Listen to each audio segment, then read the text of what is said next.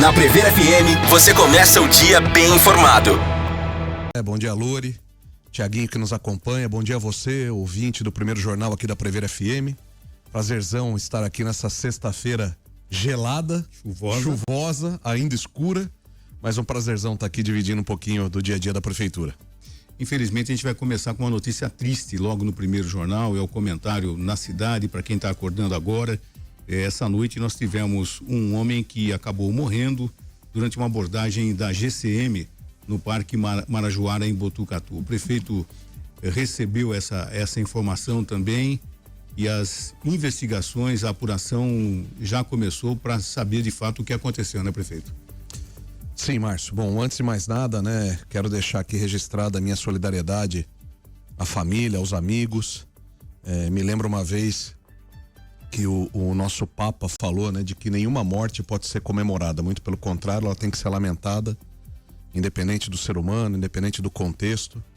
Então eu abro, né, essa edição do primeiro jornal lamentando o ocorrido de ontem à noite, e fiquei sabendo, trabalhava como voluntário na festa da Catedral, isso foi por volta de umas 20h30, 21 horas, quando nosso secretário de segurança me acionou prontamente, me reportou do caso.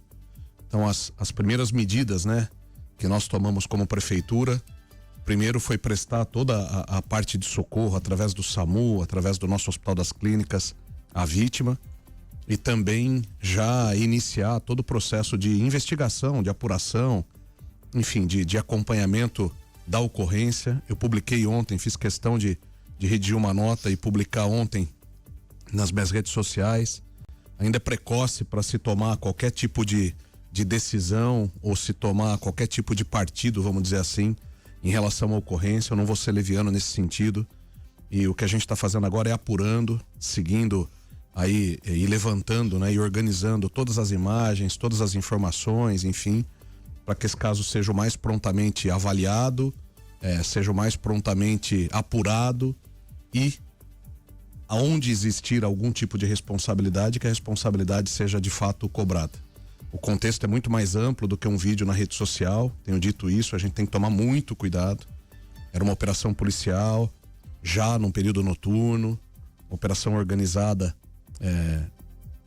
para coibir algum tipo de delito na cidade. Então tudo isso tem que ser colocado dentro da investigação, com muito compromisso à velocidade, mas sem pré-julgamento, sem nenhum posicionamento de qualquer das partes aí, para que a gente não seja, de novo, leviano e irresponsável em tomar qualquer tipo de decisão. Mas as apurações seguem. Mais uma vez fica meu lamento, fica o meu apoio à família, aos amigos do jovem que foi vitimado, e também meu apoio à GCM. A GCM faz um belíssimo trabalho em Botucatu, uma corporação estruturada que salva a nossa vida todos os dias. Então a gente segue com muita firmeza, com muita responsabilidade, com muita velocidade, fazendo a apuração dos fatos, para que a gente tenha, na conclusão de tudo, as devidas responsabilidades apropriadas e tomadas. Acho que a primeira pergunta que as pessoas podem estar fazendo é o que houve, o que aconteceu. Teve algum contexto já explicado? O prefeito se inteirou do que houve? Qual foi o tipo de abordagem ali? Porque é o que o senhor falou, existe um vídeo que circulou nas redes sociais, né? Que é um vídeo de um instante ali, não mostra todo o contexto de onde começou. Pelo menos, acho que é um vídeo só que tem rolando, ele está deitado já, atingido. O que houve antes disso, prefeito?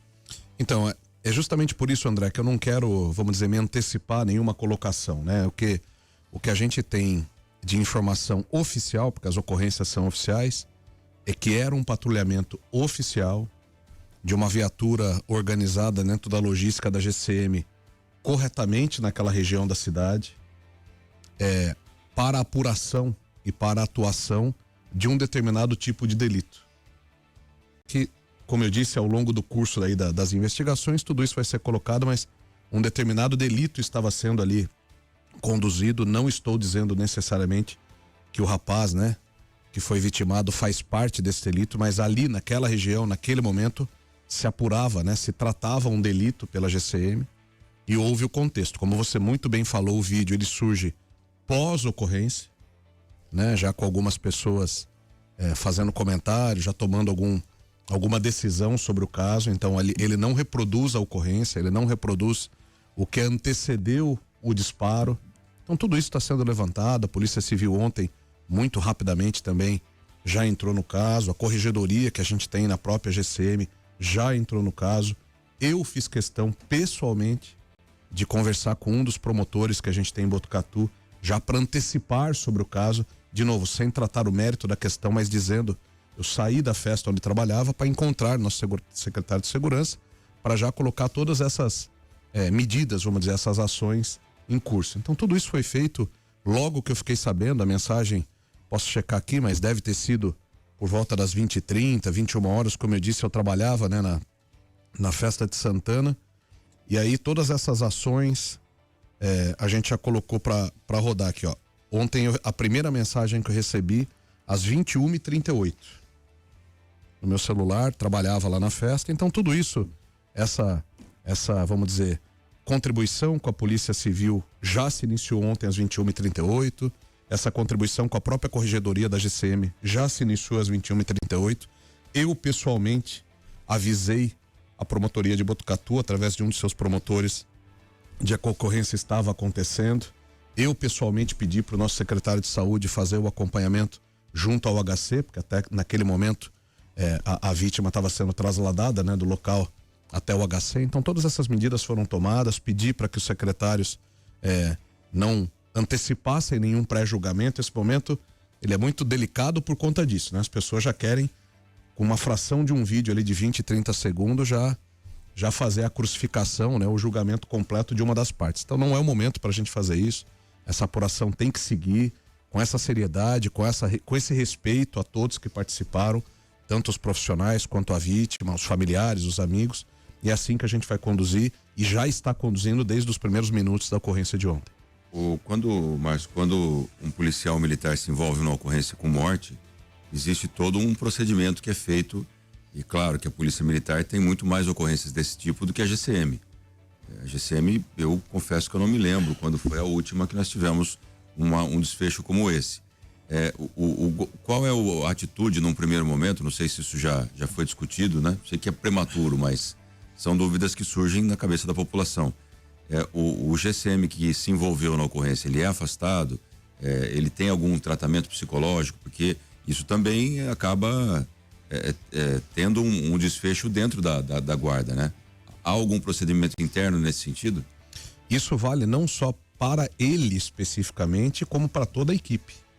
Então toda essa questão em relação ao porte de arma, em relação à interpretação do contexto, em relação à atividade que vai ser desenvolvida por ele ou por esses profissionais envolvidos nos próximos dias, nas próximas semanas, as avaliações, e é um contexto muito mais amplo que GCM, né? Então você tem, por exemplo, alguns testes, né? Algumas provas, a palavra talvez não seja essa jurídica, mas você tem alguns acompanhamentos que são feitos, inclusive, por outros órgãos do Estado brasileiro que não a própria GCM, como, por exemplo, a Polícia Federal, como, por exemplo, a depender das questões de armas, até o próprio Exército Brasileiro. Daí depende, lógico, de cada situação, de cada contexto, mas tudo isso acontece independente de se ter uma vítima também. Só pelo fato de você ter uma ocorrência com disparo de arma de fogo, que foi o caso, você já tem uma série de ações que acontecem normalmente protocolares, de novo, tanto da GCM quanto de órgãos fiscalizadores, como Polícia Civil, que faz as investigações, Ministério Público, etc., como outros órgãos, como eu comentei, e um deles a Polícia Federal. Então, tudo isso se inicia no momento da ocorrência, André, e agora os desfechos vão acontecendo. Sim, existem testes psicológicos, sim, existem procedimentos relacionados a armamento, né? Armamentos letais, que são as armas de fogo. Então, tudo isso já se iniciou ontem no momento da ocorrência. E eu acredito que se levante muitos questionamentos num momento como esse, né? A GCM está não autorizada, né? Capacitada para portar arma de fogo. Né? Que quando foi montada a GCM, nós tínhamos apenas o taser, né? Aquela arma não letal e tudo mais, né? E esse questionamento, a gente percebe que rede social é uma coisa complicada, existe um pré-julgamento e tudo mais, mas esse questionamento vai existir. A GCM está preparada para portar uma arma de fogo, uma arma letal? Não digo mais que isso, ela necessita disso, quer dizer, nós já temos uma polícia militar equipada, fortemente armada, quer dizer, em todas as situações é preciso de uma arma, né? É questões, porque alguns países, não estou falando mais desenvolvidos, A polícia nem arma usa. Nem Quer dizer, arma. em que momento que a gente vai poder viver uma situação dessa, que eu acho que é ideal, né? Da polícia não precisa arma. Tá. Qual é a real necessidade? Isso eu estou fazendo questionamento, não é para Botucatu, não, é para a nossa nação, Brasil, né? Mas para essas questões que vocês colocaram, eu tenho afirmação absolutamente veemente. A GCM é uma instituição absolutamente robusta, absolutamente séria, que faz um trabalho espetacular na cidade de Botucatu, tô falando só da nossa, que treina GCMs de outras regiões. Então a corporação como um todo absolutamente preparada para esse tipo de enfrentamento, para esse tipo de combate ao crime. Eu não estou falando da ocorrência, eu estou falando do cuidado da cidade como um todo. Mais uma vez, a situação de ontem precisa ser apurada e averiguada, e a necessidade hoje do Estado brasileiro é que esse tipo de força de segurança sim tenha esse tipo de equipamento, de armamento, inclusive armamentos mais pesados, investimento esse que eu tenho feito desde o ano passado, porque a gente tem que olhar o contexto como um todo. A GCM nesses 6 primeiros meses do ano fez mais de 50 mil atendimentos em Botucatu. Mas quantos deles precisou de arma? Recuperou dezenas de veículos, fez centenas de prisão. Então a gente tem que levar em consideração o contexto falando da corporação. De novo, eu insisto, eu não estou falando do caso de ontem pontual, que tem que ser apurado. Vamos voltar, né? Vamos voltar ao que aconteceu no início do ano, lá no Cachoeirinha. Vamos agora fazer uma reportagem no Cachoeirinha e no CDHU de como foi a operação das forças de segurança, Polícia Civil, Polícia Militar e GCM, que hoje ocupa aquela região até hoje. Semana passada, na quarta-feira, se eu não me engano, eu fui rodar com o Sargento Laudo e com a Rose para acompanhar a nossa operação de inverno, naquelas noites mais frias da semana passada, e passei no Cachoeirinha por volta das 22, 23 horas, e nossos GCMs estavam lá dentro, com o peito aberto, do lado do carro. É assim que é o atendimento que eles fazem na nossa cidade. Então eu sou uma testemunha viva das ações que eles fazem. Eles terão todo o apoio da Prefeitura Municipal de Botucatu, todo o apoio do Prefeito Municipal de Botucatu para as ações que desenvolvem. E, de novo, estou me referindo agora à corporação como um todo, a situação da GCM em Botucatu como um todo, e não ao caso de ontem.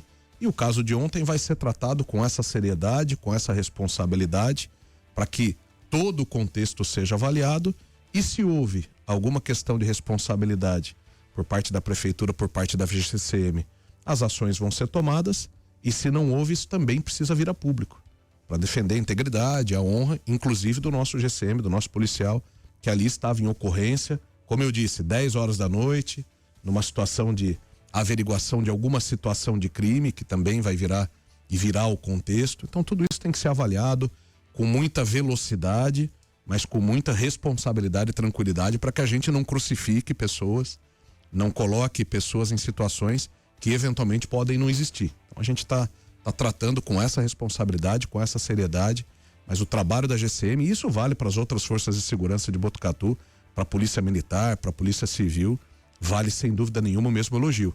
A gente não pode esquecer, isso é uma questão de Estado, né? Desculpa aqui alongar. A corporação da GCM hoje tem 160 profissionais. E tem porque o Estado brasileiro, o Estado de São Paulo, para as outras corporações, é uma questão bastante importante em relação à quantidade de contingente.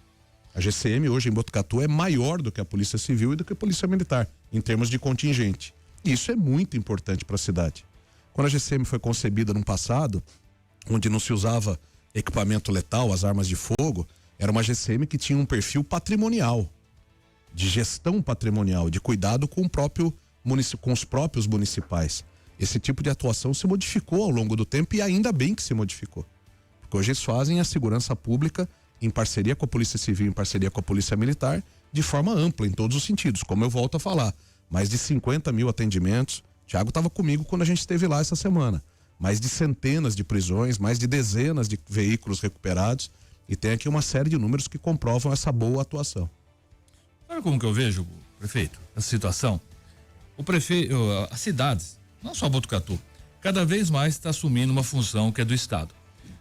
Você já faz, as cidades já fazem isso na questão da saúde, na questão da educação, e agora nós estamos fazendo isso também na questão de segurança pública, que em tese, por princípio, seria uma função do Estado. Aí o município vai tendo cada vez mais despesas e nós vamos assumindo, como você já está com essa grande efetivo. Quando isso acontece, a sensação que eu tenho que o Estado investe menos porque você vai suprindo essas lacunas, assim como você já faz na saúde, já faz na educação. Isso é um ônus a mais para os municípios, né? E vai aliviando o Estado. Essa trajetória, eu acho que ela é muito penosa para os municípios. Falando num contexto geral agora, tá? Quando você fala, já temos 160 homens na Guarda Municipal. Quantos homens aumentou a Polícia Militar em Botucatu nos últimos 4, 8 anos? Sabe o que está acontecendo, Márcio, Godinho, ouvintes? A Polícia Militar está colocando menos homens em Botucatu. Tá convocando menos, sei lá, contratando menos, né? Por quê? Porque o município vai suprindo isso. Isso a médio e longo prazo, eu não acho legal. Só uma opinião pessoal minha. É por isso que existe, eu sou um municipalista de carteirinha. Desde a época que era secretário. O que significa esse movimento municipalista? É exatamente o que você está colocando. Os serviços, o atendimento, o contato com a população, ele está no município. Ele não está no estado e não está na federação. Mas o dinheiro está no estado. Exatamente. Aí. E o que tem acontecido? Isso não é de agora, isso já vem há alguns anos. E falo isso porque fui secretário da Fazenda por 8 anos na gestão anterior do nosso prefeito Pardini. Cada vez mais esse movimento que você falou de empurrar do Estado brasileiro, então estou falando da federação e do Estado, serviços para os municípios sem o suporte financeiro, isso acontece todos os dias. E acontece em todas as pastas, todas, sem exceção. Então eu estive recentemente, nós repercutimos aqui. Eu consegui há 15 dias atrás 10 milhões de reais do governo do estado para implantação em saúde. Repercutimos aqui na minha última vinda aqui na Prever. Quando eu fiz essa demanda para o governo do estado, Lori, eu abri a reunião dizendo o seguinte: esse não é um pedido político. Eu levei uma planilha e mostrei. Então aqui os serviços que Botucatu faz em âmbito regional, quanto eles custam e quanto vocês do estado pagam. Eu levei uma planilha. A conta devia ser assim, olha. Isso vale para saúde, isso vale para educação, isso vale para segurança, isso vale para assistência social, isso vale para o esporte, isso vale para cultura, isso vale para todas as pastas. Hoje, para a gente servir os nossos 16 mil alunos da rede, eu recebo para alimentação centavos. Não é força de expressão. E para segurança pública, recebe quanto? A depender do serviço, 0. Então, você contrata mais 20, 30, 40, foi para 160 homens. O que aconteceu? A Polícia Militar, né, o Estado, vamos dizer assim, a Polícia Militar, que ela não é o que decide, mas o Estado deixou de colocar mais homens aqui em Botucatu, porque você foi suprindo aquilo. Quer dizer, hoje antes a gente via muito carro da Polícia Militar andando pela cidade, hoje a gente vê muito mais carro da GCM andando pela cidade do que da Polícia Militar. E as pessoas se acostumaram a ligar para a guarda do que para a PM. Então eu acho que nós estamos tomando, tá bom, então vai ser assim o processo? Vai ser como em alguns países, acho que nos Estados Unidos assim, que a guarda é municipal, tem o xerife lá, aquela coisa toda, então que venha os recursos. Quer dizer, então em vez do Estado dar o recurso para a Secretaria de Segurança do Estado, que dê os mesmos recursos para todos os municípios e que esses tomem conta da guarda no todo, eu acho. Não a guarda só, é uma guarda só no todo. Agora, nós ficamos, né, com o ônus e eles ficaram com as estrelinhas, né? Assim, não está dando certo essa conversa. Em cima dessa informação, o prefeito, Luri, André e Ellen e ouvintes, já que a guarda está aparelhada, inclusive com armas letais, por que não as COPs também, que são as câmeras? Eu não sei se já está no projeto, que é fundamental hoje que a Polícia Militar, né, também tenha sempre ligada, né, para quem está no serviço, as COPs, que são as câmeras, né, que podem filmar todo o procedimento que está acontecendo para que não paire nenhuma dúvida de nenhuma das partes. Essa é uma outra discussão também que o Estado brasileiro desenvolve. Tanto é que você tem algumas iniciativas em âmbito estadual que foram feitas no sentido das câmeras corporais e que agora estão retrocedendo por conta justamente dos procedimentos de segurança, dos procedimentos investigativos. É uma outra discussão técnica que o Estado brasileiro tem que fazer, tem que discutir. É para isso que serve o Congresso, né? Ou deveria servir. Deveria. Certo? Então para essas discussões institucionais. Vamos voltar à questão do Louro e para a sua. como que o Estado brasileiro vai contribuir com os municípios financiando esses serviços que são assumidos pelos municípios. Isso é função do Congresso. Qual que é a metodologia que nós vamos adotar no sentido da segurança pública, por exemplo, em conceitos como as câmaras corporais? Isso é uma definição de Estado, de como que os procedimentos policiais, os procedimentos investigativos, os procedimentos do próprio judiciário se integram a esse conceito. Então são discussões mais amplas. Os equipamentos hoje que a gente tem na nossa GCM é uma das frentes que a gente constantemente faz a ampliação. Viaturas, semana passada recebemos uma nova viatura que está sendo adesivada. Muralha virtual tem crescido. Os equipamentos letais como fuzis, eu não entendo, né, dessa parte, carabina, sei lá qual que é, os equipamentos têm sido investidos porque a gente precisa ter para essa tropa, já que eu estou assumindo uma função que deveria ser do Estado brasileiro, de novo, eu estou falando de Brasil, né? E ela está sendo incorporada pela nossa guarnição, falando especificamente da GCM, a gente tem que sim equipar esses profissionais que dão a vida por nós. Semana passada a gente teve uma grande operação policial aqui em Botucatu, com a união de todas as forças policiais. Eu falei isso na abertura do discurso. São essas pessoas, esses heróis de cinza no caso da PM, os heróis de preto no caso da Civil, os heróis de azul marinho no caso da GCM, que estão dando a vida pra gente agora nas ruas. Enquanto a gente vem aqui pro trabalho, na noite fria e chuvosa, eles estão aí fazendo a ronda e protegendo a nossa família, as nossas costas, o nosso coração. Então eu vou render sempre as minhas homenagens a todas as forças de segurança. Temos sido em Botucatu um apoiador da Polícia Militar, temos um vínculo com a Polícia Militar extraordinário. Tudo aquilo que é possível logisticamente, operacionalmente contribuir com eles, nós fazemos essa contribuição. Vamos para os bombeiros, só para a gente seguir esse caminho aí desse vínculo, né, dos serviços municipais e do Estado. O Fumabom hoje, que é o Fundo Municipal dos Bombeiros, ele era financiado até 2017, o André sabe disso, estava conosco lá, através de uma taxa que era cobrada do IPTU, nas cidades. Essa taxa caiu por uma decisão do Supremo em 2017, e por óbvio que a gente seguiu esse rigor aqui em Botucatu, e a partir de então, quem financia o Fumabom é o recurso do Tesouro Público Municipal. Se você pegar a nossa LOA, a nossa lei orçamentária, vocês vão ler lá, algo em torno de 1 milhão, 1,5 milhão por ano, onde a gente financia as operações, por exemplo, do Corpo de Bombeiros em Botucatu. Um serviço e um equipamento que é de quem? Do Estado. É isso que eu digo para você, cada vez mais a nossa conta vai aumentando, né? A nossa despesa vai aumentando. Eu vejo que a prefeitura, assim como eu falei esse dia aqui, ele falou, a gente não é uma empresa, tem que ser administrado, pelo menos tem que ser administrado com uma visão de empresa, mas com a finalidade social, tudo certo, mas a visão da administração é a empresa, quer dizer, eu só faço aquilo que eu tenho recurso para fazer, quer dizer, eu não invento, eu não tenho uma maquininha de fazer dinheiro lá, não dá para fazer tudo que você quer, você tem que administrar, concorda? E cada vez que você aumenta aqui o teu compromisso, mas não aumenta a tua receita, em algum lugar você vai ter que cortar, em algum lugar o serviço não vai ser com aquela excelência, em algum lugar a coisa vai dar errada e às vezes dá um bem errado como deu agora. Né? A gente percebe o que está acontecendo com as universidades públicas de São Paulo, as principais, né? A falta de verba realmente, principalmente na questão de pesquisa, está realmente deixando muito a desejar, e cada ano que você não investe em pesquisa, são 10 anos de atraso referente ao mundo. Né? E aí quando você tem uma situação, por exemplo, de uma Covid, você cobra os pesquisadores para que eles reajam rápido, e desenvolvam vacinas. Mas cadê aí você vai para uma Olimpíada, para uma Copa do Mundo, você exige que as pessoas, os profissionais que ali estão, sem você formar uma base de crianças, etc. Então é uma contradição de valores. Né? Exatamente. Então a Covid que nós passamos há 6 anos e boa parte da nossa população infelizmente esqueceu, foi um exemplo disso. Os nossos pesquisadores, por exemplo, do Butantan, tiveram um papel fundamental.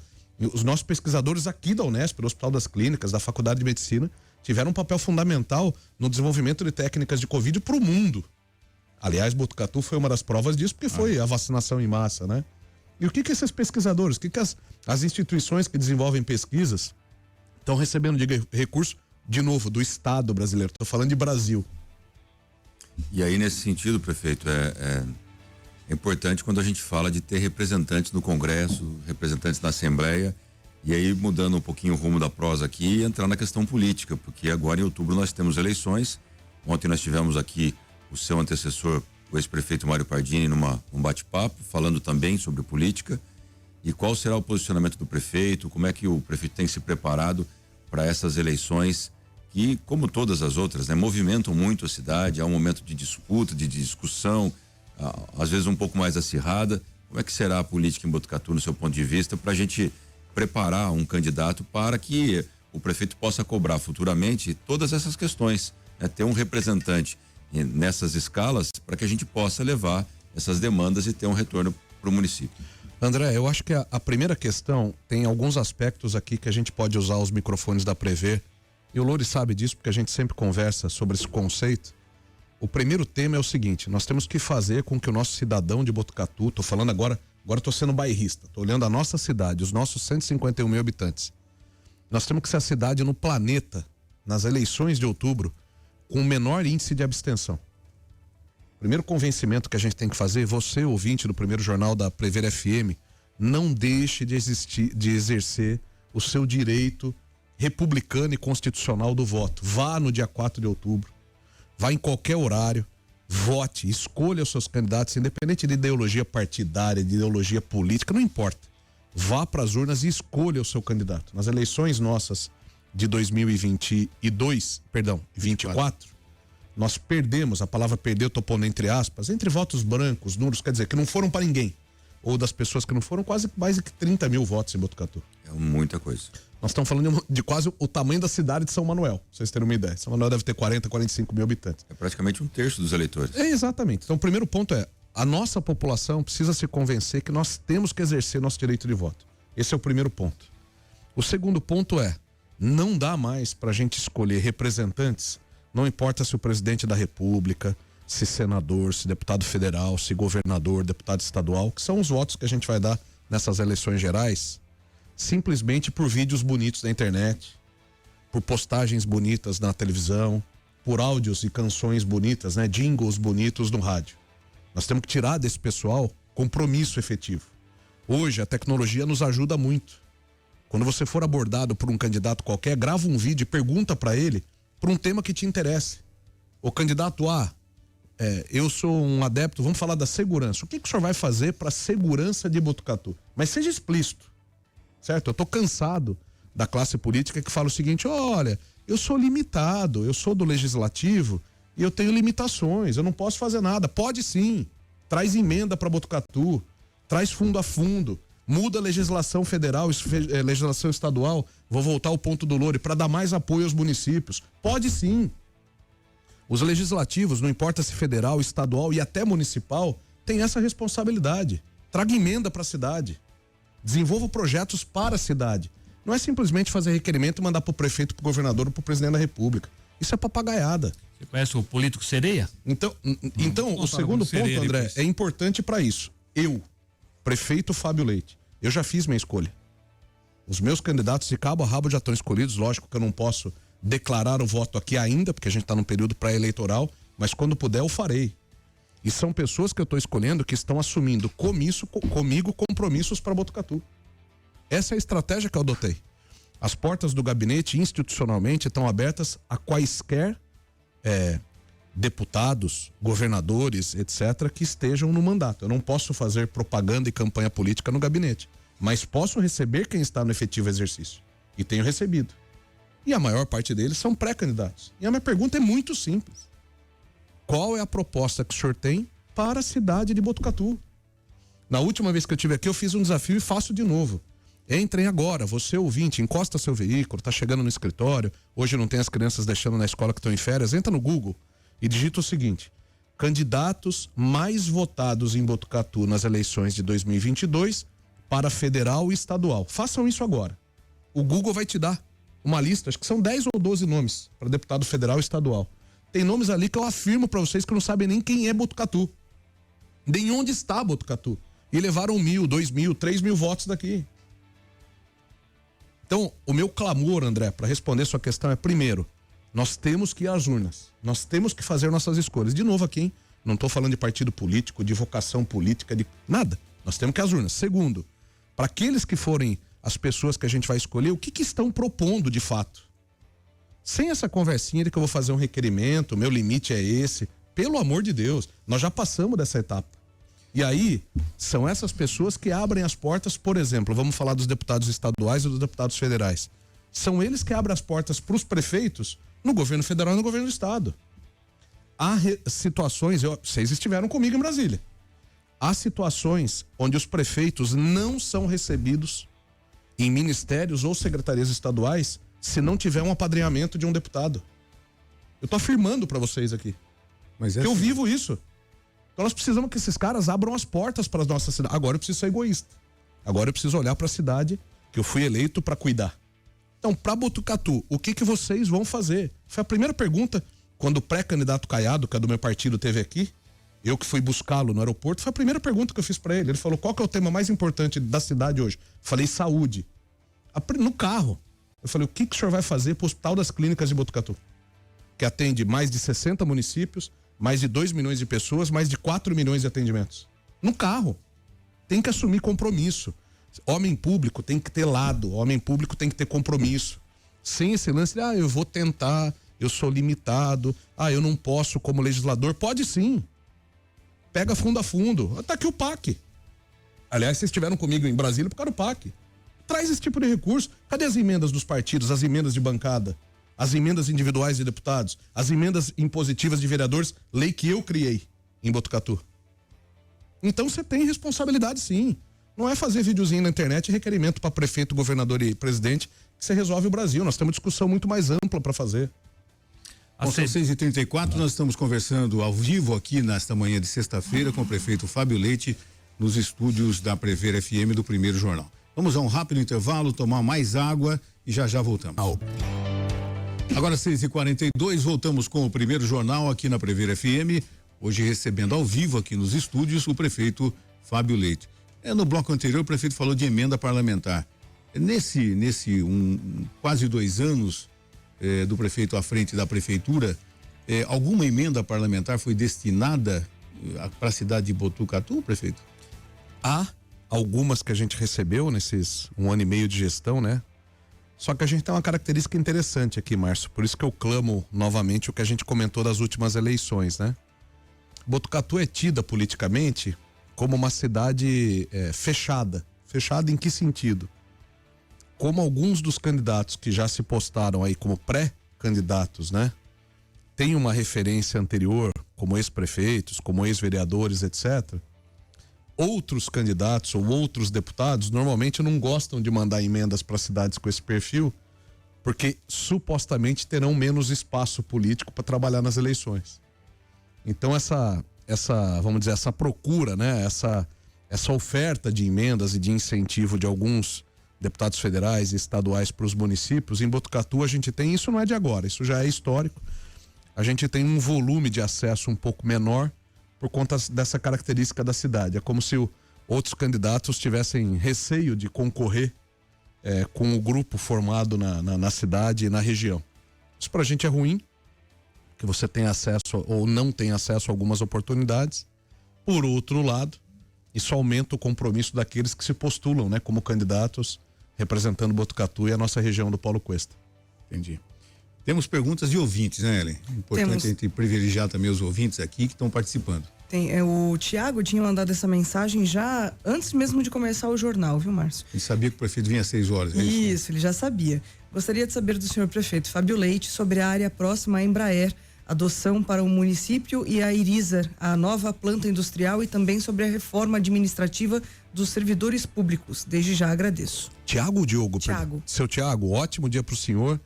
Essa semana foi muito emblemática para alguns desses assuntos.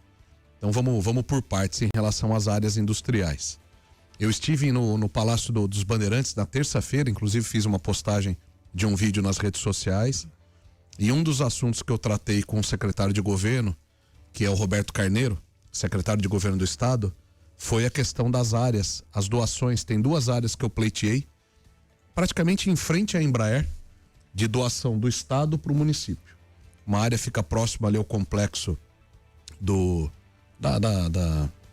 hospital estadual, do Cantídio, uma área grande ali que tem um remanescente de 350 mil metros quadrados. E do outro lado da Italubac, a gente tem uma área de aproximadamente 60 mil metros quadrados. Então, para essas 2 áreas, eu já constituí toda a documentação formal, o pedido formal ao estado, e foi um dos temas que eu tratei com o Roberto Carneiro. para a gente acelerar essa doação. Por que eu estou trazendo essas áreas para o município? Justamente para contribuir nessa estratégia da gente incentivar a vinda de indústrias, a expansão de indústrias. Hoje, Botucatu, nós zeramos nesses últimos 18 meses de governo, de gestão, todas as áreas dos distritos 1, 2, 3 e 4 e do Parque Tecnológico.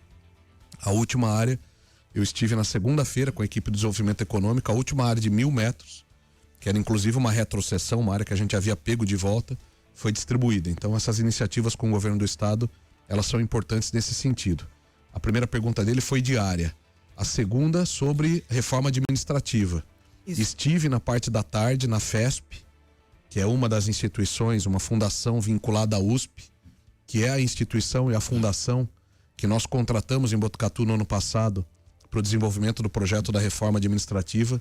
Eu vi uma prévia do projeto, ele ainda, lógico, que está quase que na metade do desenvolvimento, então tem muitas frentes a serem desenvolvidas, mas adorei o que eu vi. Um material de primeiríssima linha, tanto é que conversei com alguns secretários na quarta-feira no meu retorno. É importantíssimo que a gente saia de dentro dos gabinetes, que saia da cidade e tenha esse contato com o conhecimento. Porque o projeto que eles estão desenvolvendo da reforma administrativa, sob o meu ponto de vista, é sensacional, um projeto muito profundo. Todos os cargos, todas as carreiras, todos os planos estão sendo revistos. A gente de fato está montando, dentro dessa sistemática, um plano de carreira para o funcionalismo público, uma questão que nunca aconteceu nesses 171 anos de Botucatu. Lógico que, de novo, ainda muito preliminar, nós não chegamos ainda na fase econômica do projeto, mas um projeto que vem se desenvolvendo muito bem e, se Deus quiser, logo logo a gente deve iniciar já as tratativas, as proposições, para começar a discutir as modelagens de projeto de lei, a formatação do estatuto do servidor, com base nesse trabalho belíssimo aí que uma fundação da USP está desenvolvendo. Acho que foi isso, né? A área e reforma administrativa, acho que eu respondi. É isso. Tem mais um? Tem. Isso aí. Não, tem mais um? dele só. Okay. Tem uma outra questão aqui que já havia sido enviada aqui na quarta-feira também, o Rodrigo. Ele pergunta sobre o orçamento da Prefeitura de Botucatu, beirando R$1 bilhão, com tantos problemas em zeladoria, como o lixo espalhado em áreas verdes da cidade, asfalto com buracos e funcionários da Prefeitura trabalhando com viaturas sucateadas, segundo ele. Rodrigo, ótimo dia para o senhor. Bom, vamos por partes. Nosso orçamento em 2026 é um orçamento de 800, vamos arredondar, 900 milhões de reais. Inclusive na última sexta-feira, no dia 17, a gente teve uma audiência pública já para as discussões do orçamento de 2027 e eu convido a nossa população, convido o seu Rodrigo a participarem dessas audiências, que é ali que você tem a explicitação, você tem a formalização de como que o orçamento vai ser organizado. Em relação ao descarte irregular, de fato uma prática que tem acontecido em Botucatu, a gente tem com a zeladoria buscado fazer a recolha desses inservíveis que são descartados. E ontem a gente teve uma reunião no gabinete, a gente vai inclusive entrar com uma campanha publicitária nas rádios, nos meios de comunicação. A gente vai fazer uma grande operação de recolha por quase 10 dias agora no mês de agosto, muito provavelmente na virada da primeira para a segunda quinzena, mas a gente vai preparar a nossa população antes. O que o jargão diz, os catatrecos, né? A gente vai fazer uma grande operação nessa na cidade. Esse foi um tema que ele colocou, recap. De fato, né? O Lorival usou essa expressão comigo um dia e eu gravei na cabeça. O asfalto em Botucatu, ele é um asfalto cansado, né? Lembra que você usou essa expressão comigo, né? Os programas de recap que a gente começou, já realizado na região ali leste, Vila Maria especificamente, essa obra já está concluída. Uma iniciativa de recap na região norte, inclusive com uma emenda parlamentar do nosso deputado João Cury, que está mais ou menos na metade, a gente está na terceira medição dessa obra. Uma outra obra de recap na região ali para baixo da Vital Brasil, Vila São Lúcio, Vila São Luís e Vila Paraíso, também concluída. Uma obra de pavimentação também concluída no Pátio 8, 2 quilômetros de extensão, ligando ali a saída do Jardim Brasil até um trecho para baixo ali do trilho do trem. E agora a gente vai para Indiana. Uma parceria com a Rodovias do Tietê, que eu consegui antecipar o investimento. O recap de toda Domingos Sartori, ele praticamente acabou no último domingo. Ficou muito bacana ali o trecho da via, né, que liga Botucatu ao Unesp, Botucatu ao nosso HC. Então a gente segue com esses programas. As obras de recap são obras muito, muito, muito caras, onde a gente tem que... E aí entram as emendas parlamentares. Aí entram apoios de deputados na veia, como a gente fala, a gente gosta de dizer, né? Então a gente está aberto para receber esses apoios dos partidos políticos, mas a gente segue nessa linha. E em relação aos equipamentos, a estratégia que a gente adotou foi a aprovação junto à Câmara Municipal de uma operação de financiamento de 20 milhões de reais. A aplicação desses recursos vai ser exclusivamente para atualização do parque, né, de equipamentos da prefeitura, especialmente secretarias como a zeladoria, infraestrutura, meio ambiente, agricultura, terão aí seus equipamentos renovados. Ontem eu estive com o pessoal, ontem, quarta-feira, com as equipes do Banco do Brasil. A Caixa Econômica Federal também participa dessa cotação para a gente fazer a contratação, a licitação e fazer a renovação do parque.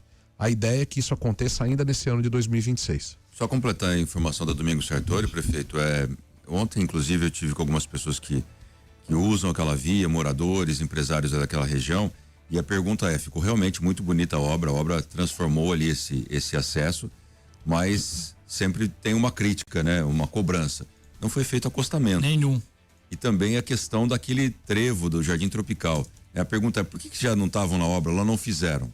Qual é a justificativa da rodovia do Tietê? Eles fazem isso com blocos separados, né? Então, essa primeira antecipação, esse recap, ele não estava previsto para esse primeiro semestre ou para esses primeiros meses de 2026. Então, eu consegui antecipar o recap da via.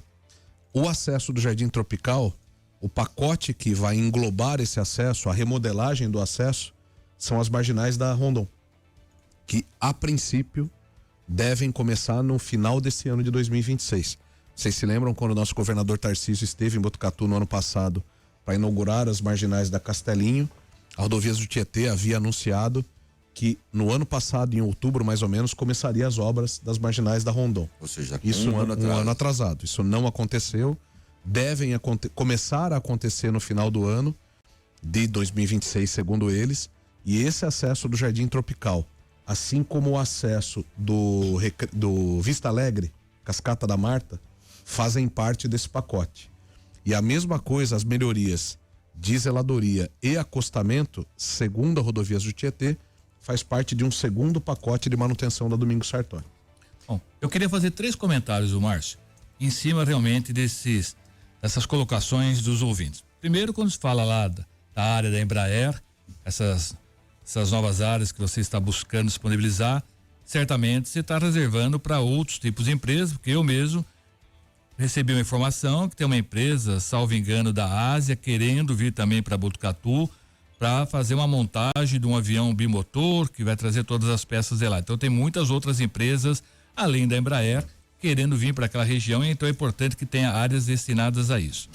O segundo comentário, quando você me diz que está buscando 20 milhões para troca de equipamentos, eu acho interessante, mas me preocupa, porque dever é uma coisa que me preocupa muito. Esse empréstimo, ele tem que ser terminado, pago antes de terminar os equipamentos que vão ser comprados, porque a gente vai lá, compra um novo carro, um novo trator, acaba o trator, acaba o carro e a conta ficou ainda. Então eles têm que estar mais ou menos casados. E quando se fala em reforma administrativa, nós estamos aí também com plano diretor. Eu vi que algumas cidades têm um sistema, acho que o Botucatu deve estar adotando isso também, que eu achei muito interessante, Márcio, onde você entra numa plataforma, eu quero montar uma sapataria em Botucatu. O sistema diz aonde eu posso montar, quais as áreas que estão disponíveis. Quer dizer, quando as pessoas de fora de Botucatu têm mais informações de áreas disponíveis, e me preocupou agora, você fala que acabou a área disponível para distrito industrial, tem que abrir a quinta, sexta, urgente, já deve estar no seu projeto também, porque senão o Botucatu vai parar e não pode parar, tem que acelerar. Então é isso que eu coloco, só essas ponderações, né? No meu ponto de vista, eu tenho certeza que você está cuidando de todas elas, mas gostaria de ouvir se tem área ainda disponível, não só para Embraer, para outros, se vai sair o quinto, sexto distrito industrial, se esses financiamentos eles estão casados com a duração desses bens que você está comprando, senão acaba o bem e fica a conta. Os bens que a gente usa hoje na prefeitura devem ter, os da infraestrutura, uns 40 anos de utilização. Essa operação de empréstimo, essa operação de financiamento é uma operação de 10 anos. 10 anos por uma bom. questão muito simples, para quem administra fluxo de caixa, você é um administrador de fluxo de caixa.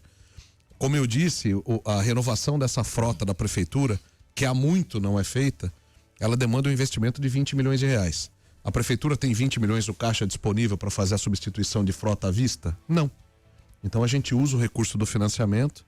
Lógico que ele já está previsto nos nossos planos orçamentários de 2027 em diante, para que a gente faça, lógico, a amortização e o pagamento desse empréstimo.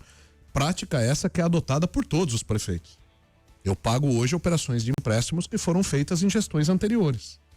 A depender da necessidade do momento, por exemplo, na ocasião do João Cury, nosso ex-prefeito João Cury, foi feita uma operação de empréstimo e financiamento para remodelação do mercado municipal, para a construção dessa ciclovia da José Barbosa de Barros, que naquela ocasião eram temas importantes. A prefeitura não tinha o caixa disponível, ali o saldo disponível, através de uma operação de financiamento foi conduzida.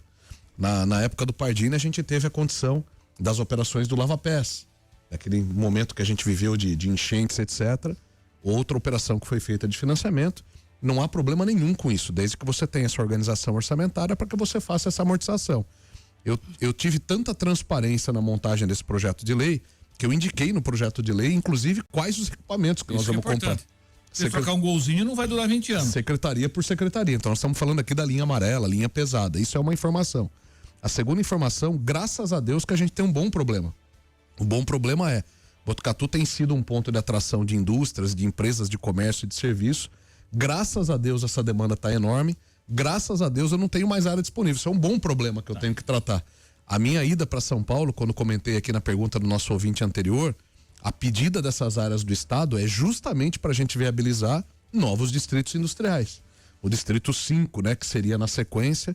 Inclusive, além da pedida de áreas para o governo do estado, a gente tem feito, e devo mandar para a Câmara depois do recesso, um novo delimitação de perímetro urbano ali na região da Marechal Rondon, para eu deixar áreas daquela região com o zoneamento permitindo a construção de distritos industriais, para eu poder pleitear junto ao governo do estado, com áreas já zoneadas, vamos chamar assim, novas oportunidades. Então é isso que a gente vem construindo. Como eu digo, né, eu brinco com alguns secretários, esse é um bom problema. Qual que é o bom problema? Pior se eu tivesse um distrito industrial absolutamente ocioso, se eu tivesse um parque tecnológico absolutamente ocioso. Então a cidade pujante nos traz esses desafios e a gente vai tratar cada um deles. O quinto sai esse ano ainda ou não? Não. Não sai esse ano o quinto distrito? Lorival, só pra gente, só pra eu licenciar o distrito, eu já vou levar mais do que 2026. Só pra eu licenciar o distrito. Bom, são 6h58, já estamos no finalzinho, o prefeito tem compromisso. Só registrar aqui o Igor Ignácio chegando no cartório eleitoral, dizendo aqui, diga pro prefeito que pode contar com os escoteiros para a limpeza da nossa cuesta. O Igor Ignácio chegando no cartório, ouvindo a gente, já falou pro prefeito que coloca os escoteiros. Tivemos ontem juntos, eu brinco que o Igor ele tem vários chapéus, né? O Igor tem um chapéu como responsável, como gestor ali do cartório eleitoral, ele tem um chapéu como presidente do CMDK, ele tem um chapéu como responsável pelo grupo Escoteiros Padre Anchieta em Botucatu. Então, uma grande figura, um grande cidadão de Botucatu. Um abraço, deve estar ouvindo aí, meu amigo, meu irmão Igor. E a gente sempre vai contar com vocês, porque vocês fazem um trabalho extraordinário na cidade de Botucatu. O Rodrigo, outro Rodrigo, né, mandou até fotos, né? Bom dia, pede pro prefeito fazer uma manutenção, por favor, na ciclovia da Avenida Universitária, árvores na ciclovia e bebedouros entupidos. O Rodrigo que mandou inclusive fotos da ciclovia na Avenida Universitária, prefeito. Só emendar mais uma aqui nessa mesma pergunta, prefeito, importante. Eu também fui procurado por alguns comerciantes da Praça Brasil-Japão com relação à iluminação daquele local. Nesses dois casos aí, existe algum projeto de ciclovia e de iluminação da Brasil-Japão? Vamos de trás pro começo, então. Brasil-Japão me dá a deixa, né? Eu achei que fosse surgir essa pergunta no início do programa. Na última segunda-feira a gente abriu os envelopes da nossa parceria público-privada de iluminação pública. E ontem a gente fez a publicação do resultado final, né? Do grupo que foi até esse momento o vencedor, qual que é a proposta financeira e orçamentária. Ontem a gente iniciou o processo, né? Por força de lei, nós temos que conceder 3 dias para eventuais recursos. Esse prazo começa a contar hoje. Então, se tudo der certo hoje, sexta-feira, né? Sexta, segunda e terça, então teoricamente, se não houver nenhum recurso, etc., na quarta-feira a gente, graças a Deus, conclui esse projeto de iluminação pública e a gente assina o contrato e dá ordem de serviço. Se tudo der certo, lembrando dessa PPP, dessa parceria público-privada, ela tem alguns objetivos. Primeiro, trocar os 28 mil pontos da cidade de Botucatu por tecnologia moderna de LED. Segundo, e aí eu respondo a questão da Praça Brasil-Japão, iluminar todas as praças, todos os campos, todas as quadras do município E por óbvio que a remodelagem da iluminação da Brasil-Japão está contida nisso. Seria o segundo grupo, o segundo objeto.